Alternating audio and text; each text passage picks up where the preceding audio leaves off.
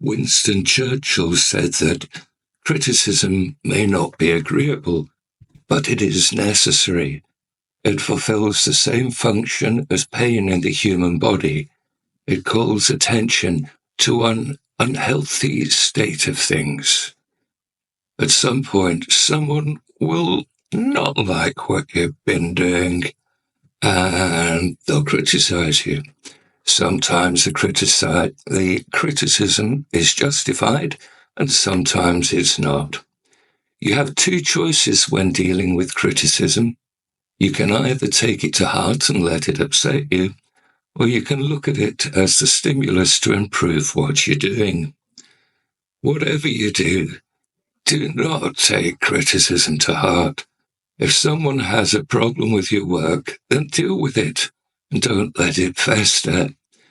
The car crash, which gave me my wonderful medical history, came about because I didn't deal with a problem manager.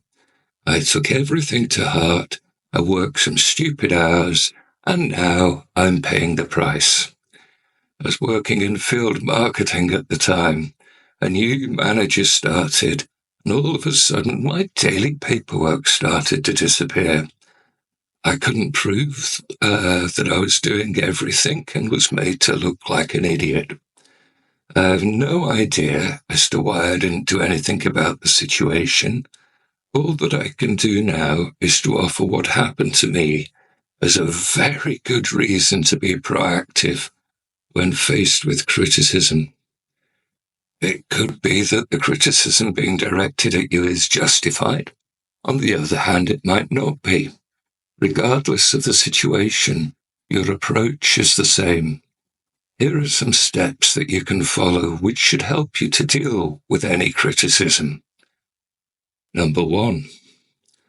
Far too many of us get very defensive if we're criticized, which is the worst thing that you can do. Whether it's justified or not, you need to keep your emotions under control because you need to keep your mind clear. If someone has a problem with you, you need to know what it is and deal with it. Most people, when they're criticizing someone, expect a negative reaction. If your reply is non-confrontational,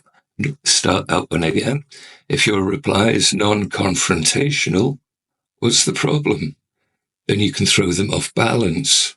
Just stay relaxed and open to what you're being told. Number 2. If you are sensitive to criticism, then being calm and relaxed is easier said than done. The thing to do in a situation like this is to remind yourself of all your positives. If you're focused on the good stuff, then it's more difficult for negativity to take hold of you. The effect of your criticism won't leave you when you go home, so talk to your family about it and get their support. Having the support of your loved ones will make you feel much stronger. Number 3. Talk to your work colleagues about the situation and be prepared to listen to what they say, even if it is critical about you. It's quite possible that there are areas that you can improve in, but you don't realize it. After all, you're only human, and it can be easy to drift unawares into bad habits. If you never ask, then you will never know, and it's possible that you could hear something that could be to your advantage. Number 4. If it's at all possible, try to find the humor in your situation. Humor can be a powerful thing. When I was in hospital with my first deep vein thrombosis and pulmonary embolism combo, I had an experience that still annoys me to this day. My parents would call every day, and the nurse was just bringing over the phone, and one day I got hit with what should have been a fatal pulmonary embolus. The pain was so intense that it just blew my mind just to think. I heard one of the nurses say to my parents that Michael's not feeling very well at the moment, and I found that hilarious. I was desperate to come back with something, but at that point I lost consciousness, at which point my parents had the misfortune of hearing a nurse shout for the crash team.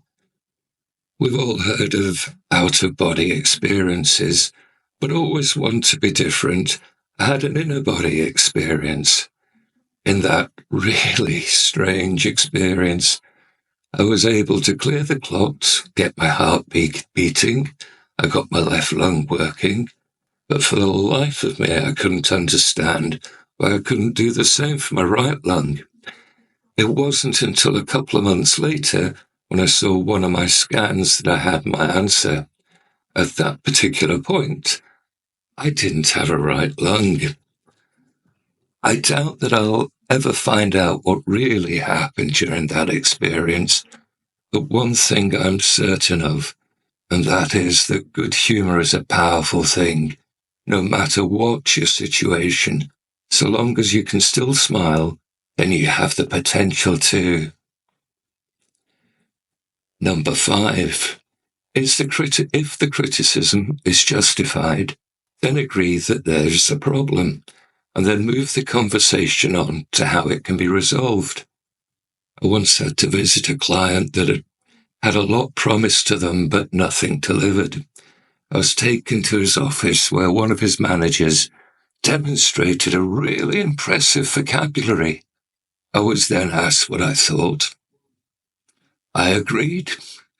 That surprised them, but it gave me the basis on which I could rebuild trust and cooperation. Number 6. This might sound simple, but it's an incredibly powerful technique. Just be reasonable. No matter what problems they have or how rabid they are about the situation, it's impossible for anybody to be angry with someone who's being reasonable. Now, this doesn't mean that you have to agree with everything that they're ranting on about. Be fair, be honest, state the facts, state possible solutions, and just be reasonable.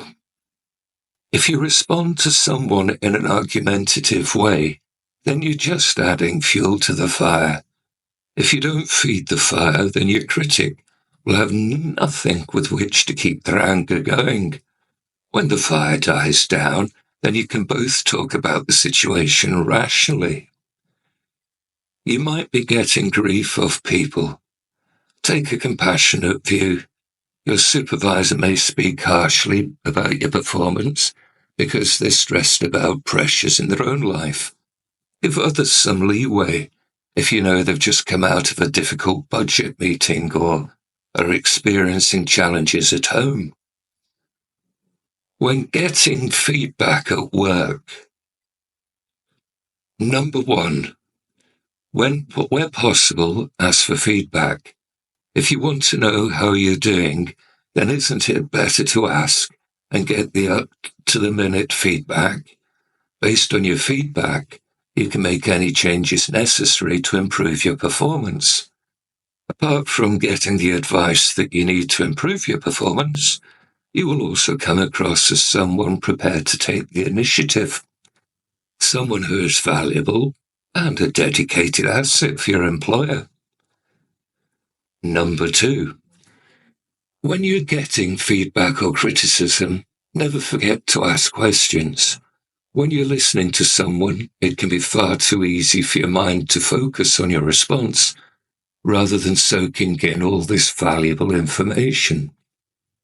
By asking clear, relevant questions, you show that you are focused on what's being said, that you're interested in what's being said, and that you want to improve your performance. This is also the point where you can clarify anything that you're not sure about or that you don't understand. Number 3. Always do the person talking to you the courtesy of listening to them. Let them say their piece. Don't interrupt them. Listen to all that information that's vital to you. Your mind might want to prepare a response to what's been said, but don't do it. Just listen. Number 4. A great way to maintain your performance is to appraise your own performance. Do it on a weekly and monthly basis. If we tend to be our own worst critics, then you are more likely to be looking for ways to improve your performance. Number 5. If you're not happy about what you've been told, then there's no harm in getting a second opinion. You could talk to your colleagues, or if your company has a grievance policy, then you could pursue that. I wouldn't advise making it official unless absolutely necessary. Talk to your colleagues to find out if you're being singled out, and ultimately talk to the person who gave you the negative feedback. As I mentioned earlier, not responding to unjustified feedback can have a negative effect on you. Number 6. If you've been caught up in a dispute, then make sure that you document absolutely everything. If the facts are on your side, then it will be difficult to give you negative feedback. It might take some time, but once you've built your case, you have something tangible that you can use to work things through with your management or your clients. Number 7. If you are the person who's giving the feedback, then restrict it solely to your team or the individual's conduct and not who they are. I've seen instances where people received seriously unwarranted credit just because they were the in crowd. This damages morale, it can have an impact on productivity, and more importantly, it can cost you talented employees. Number 8. If someone has given you feedback, then it makes good sense to schedule a follow-up meeting. Once you've had the opportunity to implement the advice that you received, your manager will know how their advice has helped you to improve your performance. And don't forget to thank them for their advice. Apart from being good manners, this will show that you're an action taker, which can only be to your benefit. Criticism doesn't have to be a bad thing. It can be the making of you, but only if you use it in the right way. Actively seek feedback, because that will give you the information that you need to improve performance, as well as showing that you're passionate about your job. And don't forget to be reasonable. That way you won't end up wasting your time in pointless, profitless, heated discussions. And so, my friend, until the next time, keep living.